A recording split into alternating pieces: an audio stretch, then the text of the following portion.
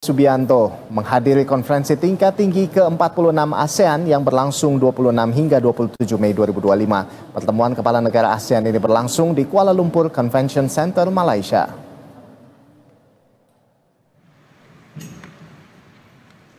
Dalam rangkaian KTT hari ini, Prabowo menghadiri sejumlah pertemuan lain. Salah satunya KTT ke-16 Brunei Darussalam Indonesia, Malaysia, Philippines, East Asian Growth Area atau BIM-EAGA 2025. Presiden Filipina Ferdinand Marcos Jr. yang memimpin KTT ke-16 BIM-EAGA menyampaikan konferensi ini memiliki makna khusus karena menandai 8 tahun kemajuan luar biasa sejak diadopsinya visi BIM-EAGA 2025. Menurutnya, kemitraan ini telah membentuk fondasi yang lebih kuat untuk pertumbuhan yang inklusif, berkelanjutan, dan didorong oleh inovasi.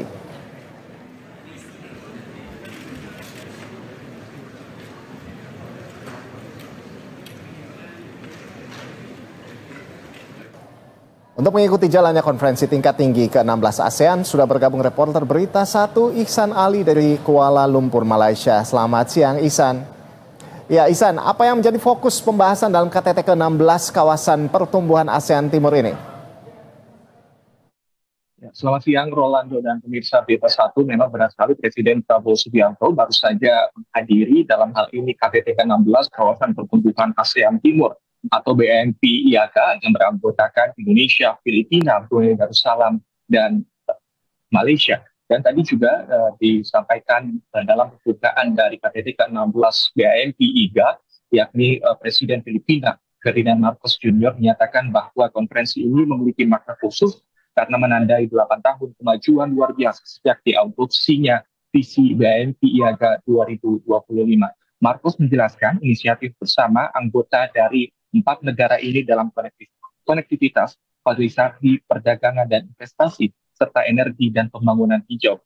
Ia menekankan bahwa atau KTT ke-16 pertumbuhan Asia Timur ini bukan hanya untuk merayakan tonggak sejarah saja, melainkan menegaskan visi dari 4 negara ini untuk lebih terintegrasi, sejahtera, dan tangguh.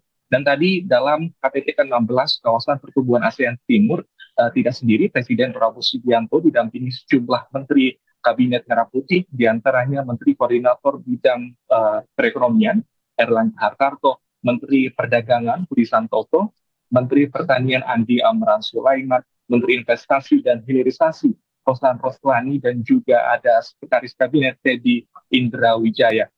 Setelah menghadiri KTT ke-16 kawasan pertumbuhan ASEAN Timur, Prabowo kemudian melanjutkan untuk KTT kedua ASEAN bersama dengan Dewan Kerjasama Teluk atau Gulf Cooperation Council, yang mana ini terdiri dari seluruh negara ASEAN dengan Dewan Kerjasama Teluk yang terdiri dari 6 negara, Arab Saudi, Qatar, Oman, Bahrain, Kuwait, dan Uni Emirat Arab. Dan saat ini Prabowo Subianto direncanakan akan menghadiri jamuan makan siang di Istana Negara bersama dengan Raja Malaysia Sultan Ibrahim, dan nanti direncanakan juga untuk menutup kunjungan kenegaraan Presiden Prabowo Subianto juga direncanakan akan hadir dalam konferensi tingkat tinggi pertama untuk Dewan Kerjasama Teluk atau Gulf Cooperation Council dengan China. Artinya ini menandakan bahwa peran ataupun keaktifan dari pemerintah Indonesia yang diwakili oleh Presiden Prabowo Subianto untuk ikut andil